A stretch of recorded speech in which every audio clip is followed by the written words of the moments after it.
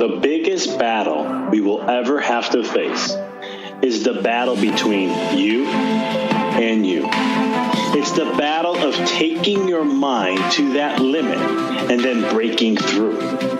On the Mindful Experiment podcast, we will share concepts, universal laws, and interviewing individuals who have done just that, who have gone through the dark times and through those moments allowed their light to shine bright. I'm your host, Dr. Vic Manzo, and I want to thank you for listening to the podcast and taking this journey with me as we discover different avenues to break through those limits, expand your reality, and evolve into the person you desire to be. So sit back, relax, and enjoy the show. Hello, everyone, and welcome. This is Dr. Vic, and excited to share with you this amazing interview I had with Ariel Garten. I was excited to have her on. I'm a big fan of her product that she uses. She's the co-founder of Muse. It's the brain sensing headband. You can use this with meditation, and it kind of just helps you train you to how to meditate and also tell you how well you're doing by reading your brain as you do it. There'll be a link in the show notes that you can click to get more information and so forth.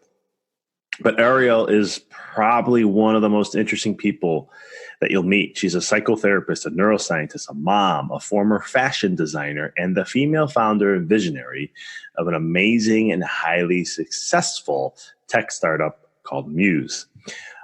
So basically, as I said, it really tracks you and helps you get into that zone and help you with, in that process of solving the problem most of us have when it comes to meditation practice.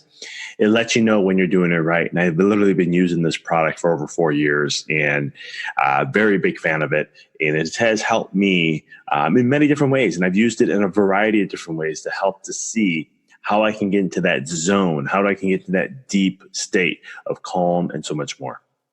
When Ariel is not reading brains, like literally, or investing and inspiring and advising other startups and women in biz, you can find her on stages across the world, from TEDx to MIT to Southwest.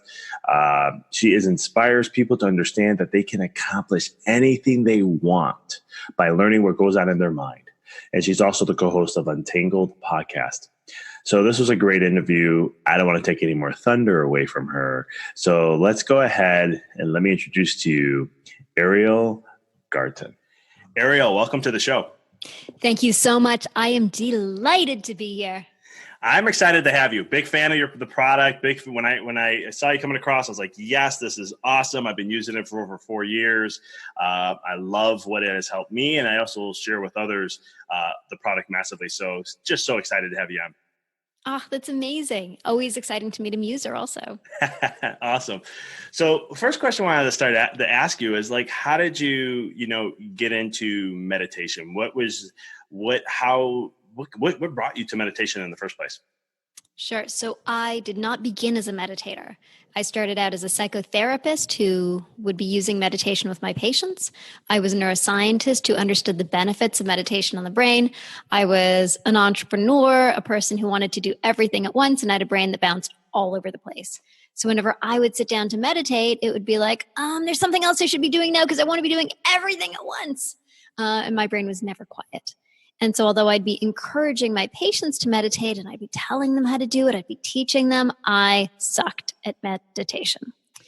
And so along this path of psychotherapy and entrepreneurship, I started working with this early brain-computer interface system where you could put a single electrode on the back of your head and shift your brain state, focus or relax. And as you shifted your brain state, we could allow it to shift the sounds in the room or turn on lighting or interact with elements around you. So I had this exposure to this incredible early technology, and I stood back and said, whoa, this is going to be meaningful for the world. So I got together with my co-founders, Chris Amony and Trevor Coleman, and we started to explore what this could become, and ultimately made the recognition that the best use of this technology was not controlling the world outside of us. It was letting us understand what was going on in our own minds. And so that was the birth of Muse, the idea that we could have this cool technology that could actually track your brain and let you know what was going on, turn your brain activity into sound. And we could use it to actually teach this incredibly important skill, meditation, which I frankly sucked at and was dying to learn. And so the beginning of my true meditation practice started with the beginning of creating Muse. I love it. What made you choose the name Muse? Is there a story behind that, or it just came all about? So my mom's an artist. And so the idea of Muse as an inspiration, the 3 muses, the 9 muses, was very meaningful to me. And musing is the process of thinking. I'm musing on something, I'm cogitating. So it was this sort of mix between inspiration, the sort of aspiration of what you want to become, and the play on thinking in the mind. I love that. That's so awesome. And what is meditation to you? So you asked a scientist. What is meditation? I will tell you. I love it. So the form of meditation that I'm most versed in is focused attention meditation. So I'll talk primarily about that. Jumping back a second, the working definition of meditation is a practice or a training that leads to healthy and positive mind states. So most people think it's this weird woo-woo thing or just letting your mind go blank. It's not. It is a practical practice or a training that leads to healthy and positive mind states. In a focused attention training, which is the methodology that I'm most trained in and that Muse helps you do and that we study, the focused attention meditation, what you're doing is you're focusing your attention on your breath, your mind wanders, you notice that it wanders, and you return. And it's this very simple practice that then leads to a host of incredible psychological and emotional and interpersonal benefits. So meditation is simply a practice or a training which trains the mind and, as an extension, the body and our relationship to the world to be healthier and better for us. I love that. Can meditation be a form that someone can use to help them become free in a sense? And a way to, we'll just leave it at that for now. Absolutely. We are all boxed in by so many false beliefs. We are boxed in by the things that we tell ourselves that just are not true. We are boxed in by our amygdalas, the fight or flight response of your brain, freaking out at things that are really benign, like a stain on our pants, or feeling that, this meeting didn't go the way it was supposed to. And so we're constantly hyper reacting with fear in places where we don't need any. We're constantly generating stories that hold us back, like, I'm not good enough. Uh-oh, what do they think of me? Oh no. Things that make us ultimately feel small, feel insecure, feel unfree, when these stories really are not true. So to me, meditation is a path to freedom. When you look at it from a Buddhist perspective, the description is that is a path to reduce suffering. As we crave, as we want, as we desire, this is causing suffering. And when you extinguish those sufferings, you will at the other side have freedom. I look at it more from the lens of my own kind of human thoughts and feelings, and the way that these fears and these thoughts constrain us, and they shouldn't. You're like, you walk into a room where there's a party, and how do we typically feel?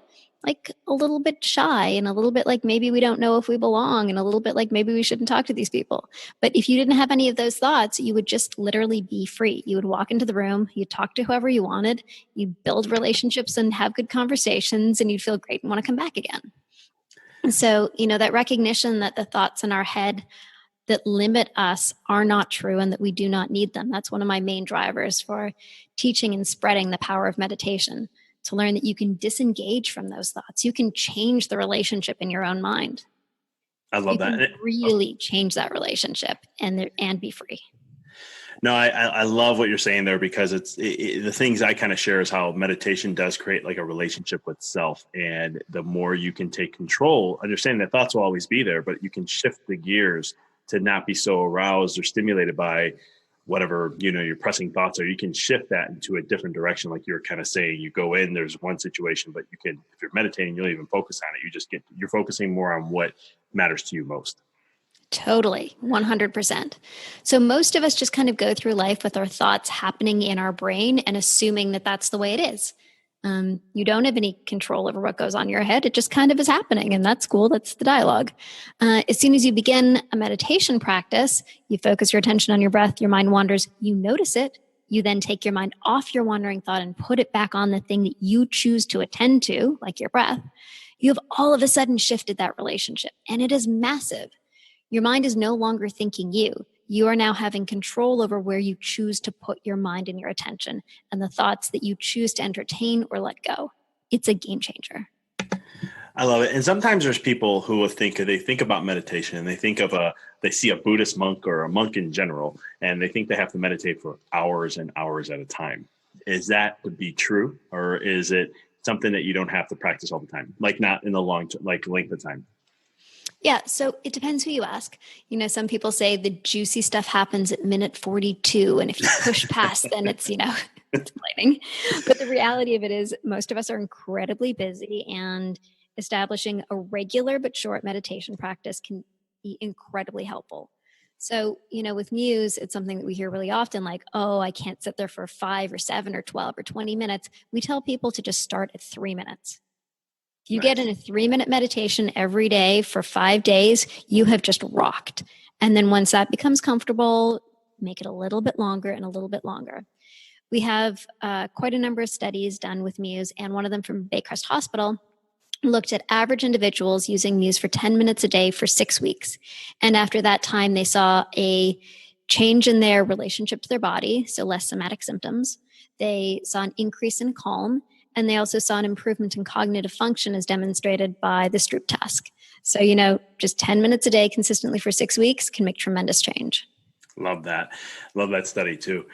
Some people think, meditation sometimes may be what's the science, the neuroscience behind meditation? Because sometimes people think, it's a little out there, or maybe it doesn't work. And I know being a chiropractor, mindfulness and all that is what I preach to my patients. That is something I try to get them to do. But it's, what is some of the neuroscience behind meditation and the benefits? So it turns out that the neuroscience behind meditation has been pretty significantly studied at this point. There's over 1,000 published studies just talking about the scientific implications of meditation in your life and your mind and your body. When we look very specifically at the brain, we see some tremendous changes that can take place. So, in a series of studies by Dr. Sarah Lazar, she looked at the prefrontal cortex of meditators.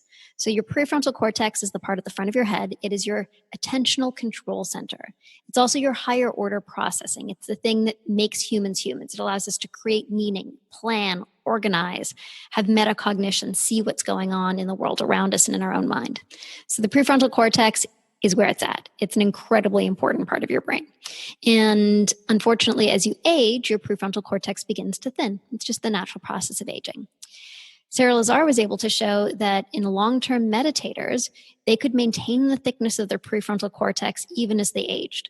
So there was one 50-year-old long-term meditator who had the prefrontal cortex thickness of a 23-year-old.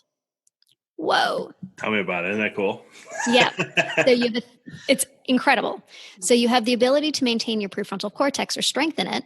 At the same time, in long-term meditators, what we see is a decrease in the activation of the amygdala. So as I mentioned, the amygdala is the fight or flight response. It's the thing that's always scanning for danger and looking for things that might harm us, which was super awesome in the days when there was, wild bushfires. Well, unfortunately for some people there are now, but it was, back in the day when we didn't have the same sort of security and we were living in without the kinds of resources that we currently have. And you could have, your amygdala was constantly scanning for danger, and that was really helpful then. These days, we actually live incredibly, relatively secure lives. And our amygdalas have instead started to fear coffee stains on our pants. And, oh no, did I say the wrong thing? In a long-term meditator, what you see is a downgrade of the amygdala. So a reduction of that fight or flight center. In a short-term meditator, you can see a reduction in activity. In a long-term meditator, you can actually even see a decrease in the size of that organ. So that fight or flight response, it's constantly like giving you false information about the world and telling you to freak out when you don't need to, starts to downregulate. So that is just from that alone, from the wiring between the amygdala or the temporal lobe versus the frontal lobe, you have this back and forth. But if you can strengthen and thicken the frontal lobe even more through meditation, just from that alone, because I know that study very well, it can allow you to not be held in fear so much, not let the lion's not in front of us anymore. Now it's in our heads. We can minimize that lion. Absolutely. And you referenced the play between the frontal lobe and the temporal lobe, between the amygdala and prefrontal cortex. And that's a really important element of meditation. So as you meditate, what you're doing is you're observing what's going on. You're getting your metacognition, you're rising above. So you might feel that your body's freaking out, but you learn the ability to rise above, to see that actually everything is okay, and to calm yourself so that you don't need to react. And from a neurological perspective, part of what's happening is your prefrontal cortex is taking control of the situation. It's communicating to your amygdala and telling it to downregulate. No. So your prefrontal cortex is, in a sense, acting as the parent. If any of you have had small children, you know that they can freak out and have a temper tantrum when actually everything's fine. And it's your job as a parent to say, actually, everything is okay, and to soothe and to calm them. And it's very much the same relationship between the prefrontal cortex and the amygdala in this sense, where the prefrontal cortex is able to see that everything is okay and actually train the amygdala to downregulate. So let's look at this then as we're getting to the neuroscience with meditation and being able to, with the prefrontal cortex, you can see, project things forward and see how things will play out in a sense. How does that how does meditation or mindset and the role play a huge role for the entrepreneur? How is it a game changer for them to have, I don't want to say a competitive edge, but more, I like to say a creative edge, more of that. So as an entrepreneur, a journey which I have lived totally and fully. I raised millions of dollars for my startup. We have a product and market. I have a team of 65 people, all of that with zero business background, like many entrepreneurs. You have a vision and you execute. Yes. And one of the key things for me was never letting the inner talk get in the way. Because it's so easy at any point in that journey to say, I'm not going to be good enough. This is not going to be good enough. The risk is too great. This is too scary. Nope, let's come back to the safe place. Or no, I don't feel confident enough that I can execute. And really the only thing between you and execution is your belief in it. Mm-hmm. Like, people can accomplish extraordinary things when you don't let your negative self-talk get in the way, when you're not afraid to call the top person in your field and say, hey, I have an idea. I would like to talk to you. And often in entrepreneurship, there's a lot of rejection, and how you deal with that rejection also predicts your success in your business. So if the rejection causes you to fall back, think you're not good enough, pull back, you call that top person, they don't respond, you then feel just terrible about yourself, and so you don't pursue it again. And that's not going to make for a successful entrepreneur. So this ability to cultivate resilience and be able to have an emotional resilience as well as a mental and intellectual resilience is key. And so meditation can teach you to both train your mind, and it teaches you to effectively exist in a relationship to your emotions so that you can feel them. You can be like, whoa, I just felt that call. That didn't feel good. But you don't spiral out a story around it. You don't then go like, oh my God, this is awful. You then feel more emotion. You have more negative thoughts, feel more emotion, and you end up in the toilet. So meditation teaches you to experience your emotion as sensation, experience it fully, not spiral it into thinking, which then allows you to recover far more successful. I love that. And you can see things in a grander picture, and you can continue to move forward instead of letting it defeat you. You got it. I love it. How can then, because fears as an entrepreneur, it's, there's, I always say entrepreneurs are an amazing individuals, because we, for the most part, you have to be comfortable with being uncomfortable, and you have to face a lot of fears. How are things that you can do to overcome those barriers or break through, as a psychotherapist, the terror barrier, right? The psychological barrier that we have in our minds. How are we able to break through that? Oh man, I could talk about this for so long. So, however long you want to go. as you just said, it's those barriers that hold us back, and they're emotional and psychological. And as I always say, your ability to sit with discomfort probably predicts your success in life. Because we, as humans, approach something that feels uncomfortable, and how you deal with it determines your success. So it's like, I want to make that call to this top person, but you know what? I'm scared. I don't like the feeling of being scared. So I'm just going to back off. I'm going to get off the gas. I know feel scared again. Great. I'm not going to approach. I'm not going to do it. Somebody who succeeds will be like, I'm going to do that. I feel scared. It's okay. It's a feeling. I'm having a feeling. I'm going to do it anyways. You break through, you make the call, you succeed or you don't, doesn't matter. Eventually you make enough calls, you do succeed. Your ability to both sit with that discomfort to get yourself to the other side of it totally predicts your success. And so the first important thing to know in order to break through that fear is to know that it's just fear. It is just a sensation. So as humans, we are wired to believe that when our amygdala fires, it means there is danger. It means there's something wrong in the world, but it actually doesn't. It just means your amygdala is firing. You know, this morning, my little kid walked into his bedroom and it was dark and he got afraid and he came running out and said, "Mommy, I'm scared." And we went in and we opened the blinds and we turned on the lights and he says, "Oh, I see, there's nothing to be afraid of." Just because your amygdala is firing doesn't mean there's actually something scary there. Once you make that real mental realization, you can have a bunch of sensation going on in your body and experience it and feel it and know that it's okay. You can still step through it to get to the other side because there's not actually something scary there. I love that. And the more that you kind of break through that, the more you get comfortable with it.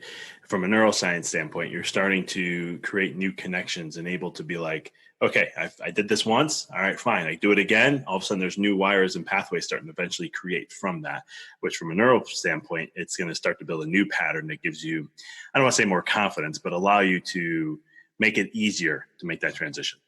Yeah, and I would say more confidence is accurate because every time you break through a fear and realize that it's okay on the other side, what you're literally doing is gaining confidence.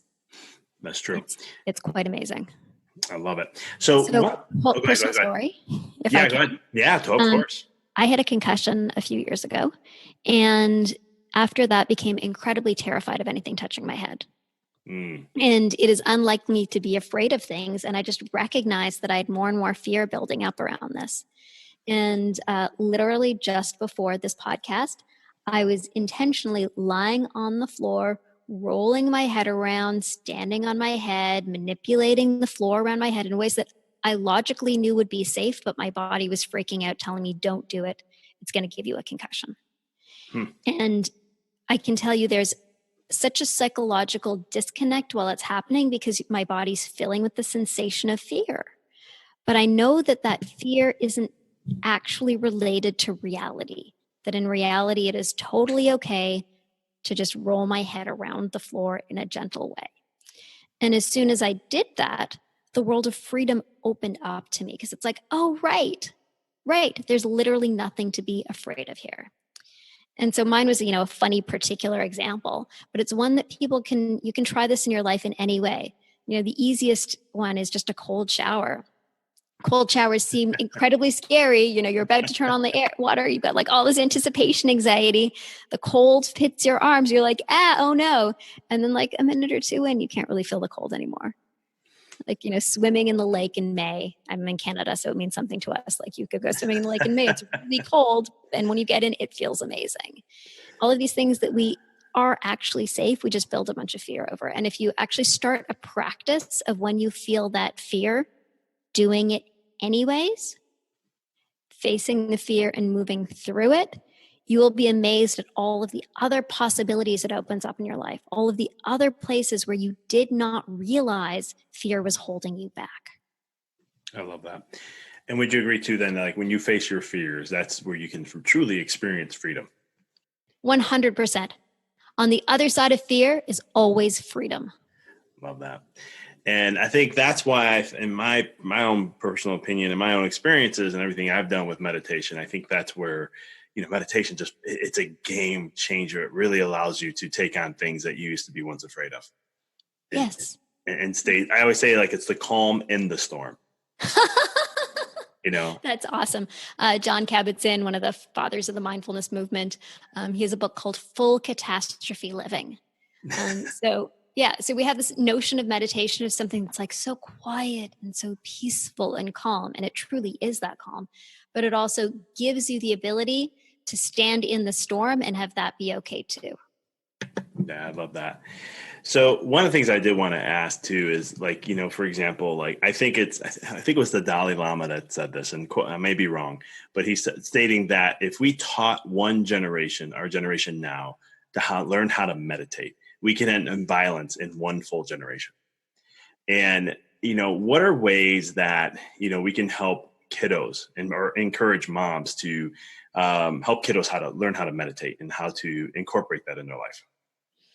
So my kid is 3, so this is something I've gotten the ability to be practicing. And by the way, I completely agree with the Dalai Lama. Not that I would ever disagree with anything he said, I guess, but that really resonates because I truly believe that if everybody meditated, we would have something close to world peace. If you just learn to turn off the part of you that causes the scarcity thinking, that causes the fear that drives us to be unpleasant to one another, to need to create boundaries, to protect ourselves, and in doing so hurt other people. If everyone just actually truly meditated and understood the principles of it and lived through that, we would have world peace. Yeah, and clearly starting with kids is really key. There's an amazing study. So Mind Up is a wonderful organization started by Goldie Hawn. They teach mindfulness in schools. And they did a study demonstrating that kids who meditate in the Mind Up cohort had a 15% increase in their math scores. Awesome, right? Yeah, that's massive. Yeah, they also had a far more exciting 25% increase in their pro-social behavior and about a 25% decrease in their aggression. Love that. Yeah. Yep. So there's some stats, science for the Dalai Lama. Well, even just from a neuroscience standpoint, right? If you're out of temporal lobe, amygdala, and all that stuff, and you get into that frontal lobe, it's a game changer. You're going to see things of like, if I do this act, then I know that these are the consequences that come with that. And do I really want to have those consequences? And how's that going to impact my life and then the other people around me? You become more aware to your decisions and choices that you make, where more of a temporal dominant lobe or in that area, you're just like, I don't care. I'm doing it because I want to do it. Yeah, you can become a rational human being. And is that not the point of raising children?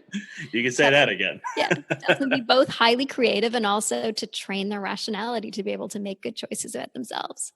So in terms of teaching kids to meditate, I've been meditating with my kid since he was tiny. And when he was an infant, I would actually focus my meditation practice on his breath rather than my breath. So I'd actually focus on him while I meditated, focus on his breath, breathing in and out. And that was the object for my attention. As he grows up, we've been doing simple counting, and that he's really good with. Whenever he would want something badly, like the tablet, it's like, okay, well, let's do 3 deep breaths, or now that he's older, 10 deep breaths. And so that's become just a habit for us that he understands, he counts, and he breathes deeply as he counts. And he can feel the shift and the change that's happened. If you're looking for more support for meditation practice with kids, we have an app called Meditation Studio, and in it are both tons of meditations for moms in various forms, as well as a set of meditations for kids, including sleep meditations called Good Night Kiddo. I love it. That's awesome. Yeah, because I think it's a huge thing that, again, like the Dalai Lama said, if we can just get kiddos to start learning this technique. I wish I had it at an early age in my life. I think it would have definitely taken me off on a different course, but I mean, everything's perfect timing and all that, but it's one of those things where it would have helped me through so many things as a child that I look at now, where I'm like, now things don't get to me. And I'm like, I'll meditate on something if I'm really upset about something. And then I see the bigger picture. Yeah. I love that. How can then, how can you be empowered in your own mind? What are strategies that you recommend or utilize to empower your mind in the best of its ability? So empowerment is an interesting word. Empowerment suggests that we already have a power within us that we are calling up or tapping into. It's not like stealing power. It's not taking it from it's like empower. There's a power in me. How can I allow it to rise? How can I recognize that it exists? How can I feel it moving through me? And then how can I use it to act in the world in the best, most appropriate, highest way?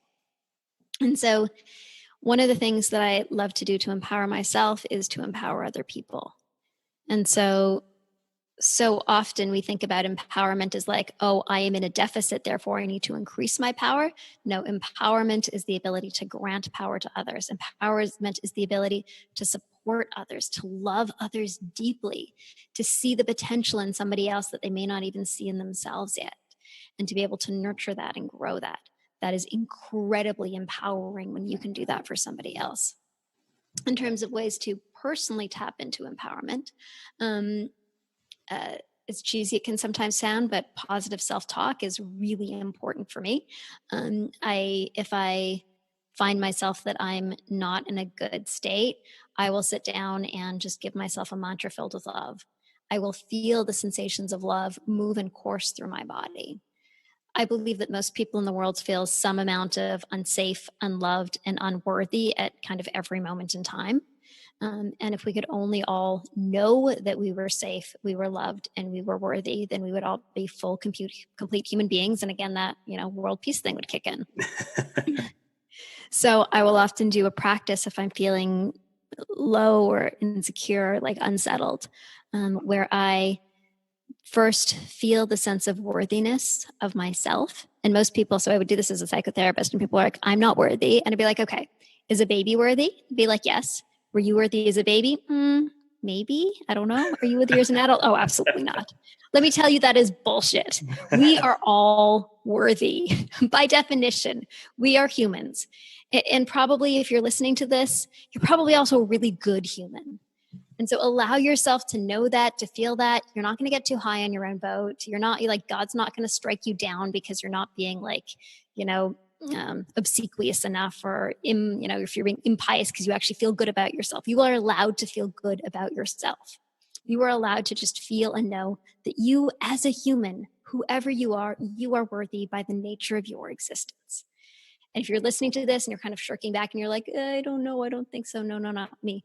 Let me just tell you, all of that is just your inner critic talking. That is just all a bunch of story built up in your head where somehow you're not supposed to feel good about yourself. You can just put it aside, because the truth of the matter is you are awesome. So when I'm feeling low and I want to feel empowered, I allow myself to feel my worth. I perfuse myself with safety, and I recognize the love that I have in my life. And I allow myself to just deeply feel that. And the act of doing so is so healing.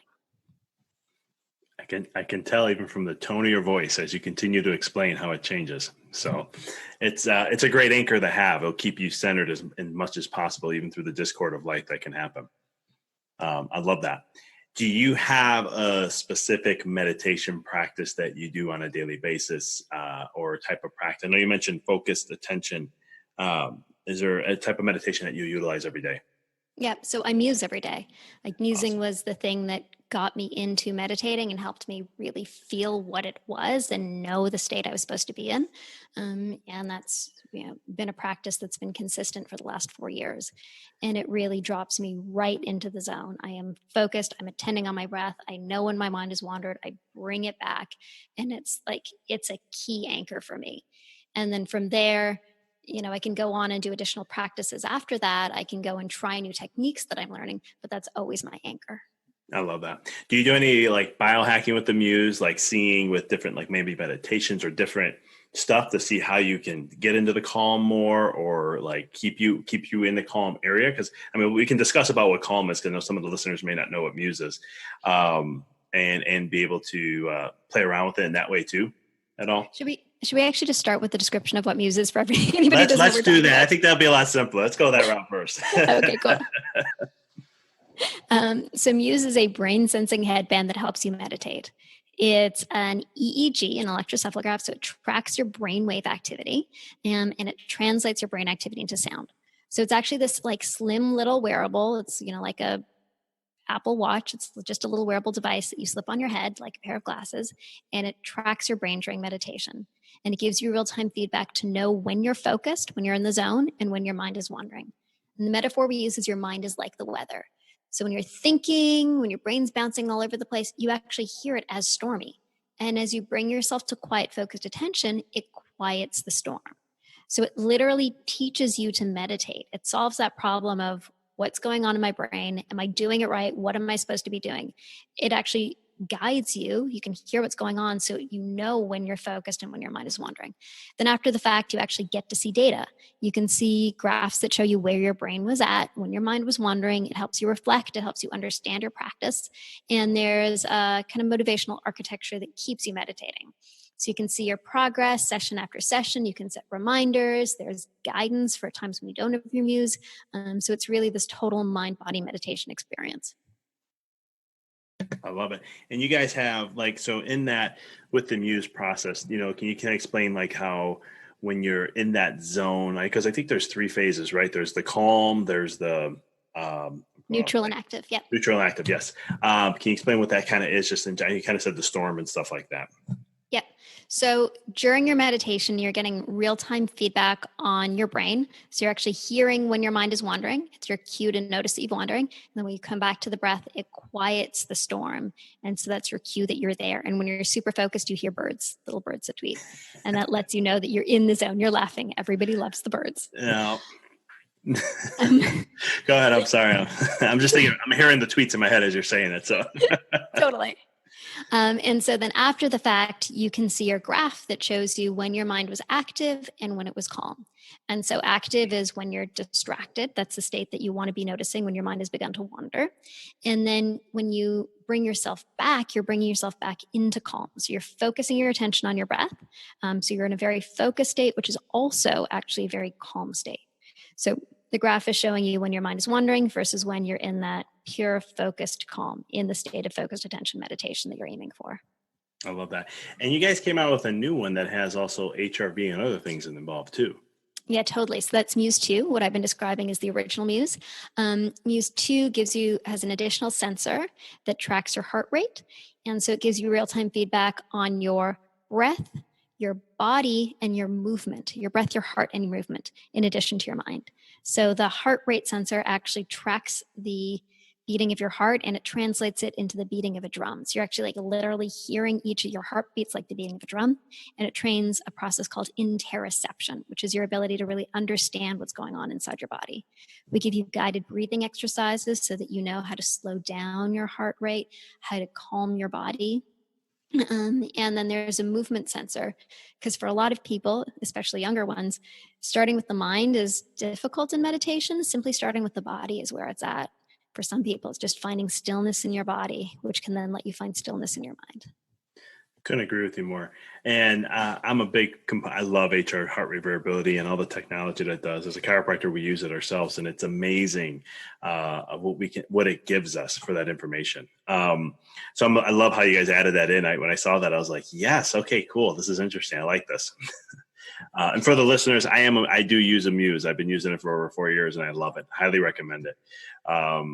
Really, one thing that I commend that you guys have done is just how it can help train people, because it can help people learn how to get into the calm and know how to stay there, especially with the chirping of the birds and all that other stuff.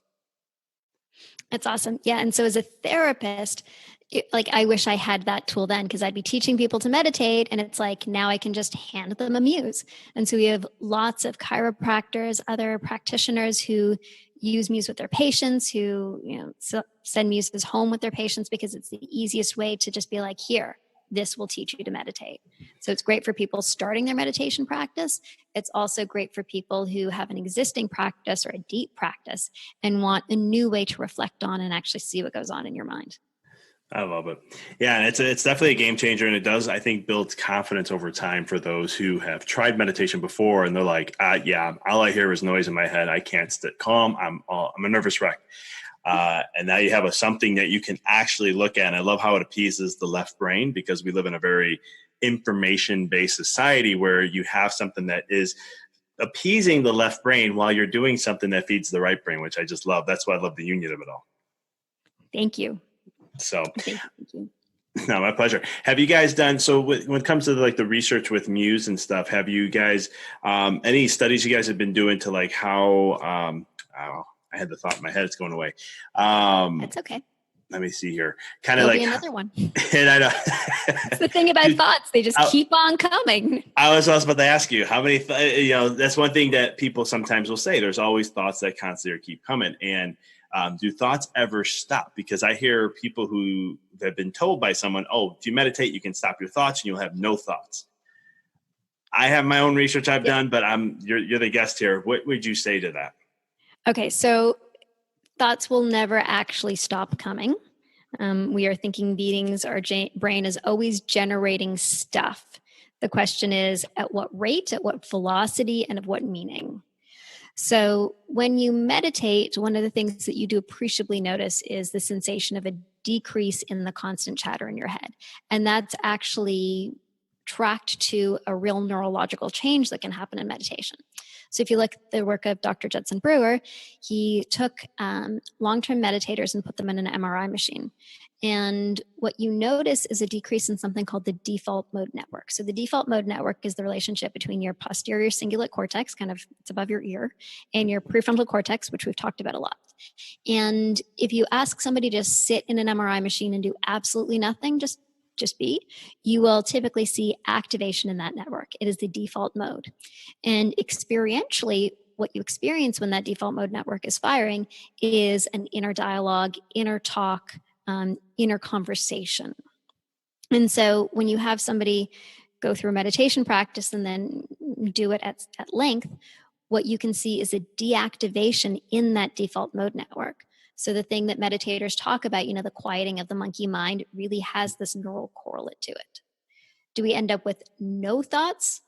Likely not. It also depends how you define a thought. There are many different ways to look at the way that information comes together in the brain and is presented to the brain and the body. So there's lots of ways to define what a thought is. And all of thinking, doesn't generally cease. However, the quality of your thoughts can change dramatically. So you see a decrease in the kind of meaningless chatter that we seem to have in our minds at all moments that don't particularly seem to serve us. I love that. And I know also too, with just meditation with like functional MRI studies and stuff like that, how individuals who meditate have less activity firing like crazy. And I think is that the part of the default that you're talking about? Yep. Default mode. That's what I thought. Yeah. Yep. And so it's one of those things where, and just for the listeners, if you can quiet your mind, then you can hear this other voice that's within inside you, or this other thing. Some say intuition, some say guidance, whatever, but it's something that helps you get more in tune with self and allow to guide you in more different ways. Would you kind of agree to that too, that when you quiet the noise in the mind, it helps you be more centered and be able to connect and make, well, we already discussed the better choices and stuff in life, but being able just to have guidance in some way in life to allow you to see things in a grander scheme of things. Yeah, there is a new wisdom that emerges. I mean, we call these wisdom practices for a reason. I love that. Yeah. So a couple things here. We're getting close to the end here. And where can someone, because we're talking about the Muse here, where can someone get a hold to learn more about it and all the science behind it and all the fun stuff that the Muse offers? Awesome. So we have a website, choosemuse.com. Muse is M-U-S-E. And there you can learn more about how it works and some of the research behind it. There have been, I think, about 175 studies published with Muse. We've got a few of them up on the website. Love it. Guys, definitely check it out. It's fun. I've had a lot of fun with it. I've practiced, for me personally, I've done it with, I've used different breath works with it just to see what helps me get better in a calm state with different methods of like a Wim Hof versus square breathing versus conscious breath, just to see what helped me stay more focused. I know you guys use it for more meditation. I was just like, all right, let's see what can get me in calm and let's see what I can do and helps me more. So I found a lot of value just in that alone. That's awesome. And so, Ariel, how can people get a hold of you, get connected with you, find out what you're up to and all the fun stuff that you're doing? Awesome. You can always follow me or message me on Instagram. I'm Ariel's Musings, ARIELSMUSINGS. Twitter, Ariel.Garten. And I have a podcast all about the brain called Untangle. Awesome. I love it. Definitely check out the choosemuse.com, guys. Ariel, this was awesome to have you on. I love how we were able to, in my world, geek out a little bit on the neuroscience and just hear someone else chat a lot about it. It was fun to have, and it was a pleasure to have you on. Super awesome. And fun to see your knowledge of neuroscience too. It was great. I appreciate it. I try to keep up with it as much as I can. So thanks for being on, and always a pleasure. My pleasure. And everybody, have an amazing, amazing day. Thank you for listening to the podcast. For past shows, please visit www.empoweryourreality.com. I hope this show inspired you and added to your life to help you on the journey to rediscover who you really are. To connect with us on Facebook, please visit www.facebook.com/Dr. Vic Manzo. Check us out on Twitter. The handle is Dr. Vic21. Follow us on Instagram, www.instagram.com/Dr. Vic Manzo. If you were inspired by the podcast, pay it forward by sharing it with someone who you know can benefit from it. Thank you again for listening to the Mindful Experiment podcast, sharing paths to help you rediscover your infinite potential.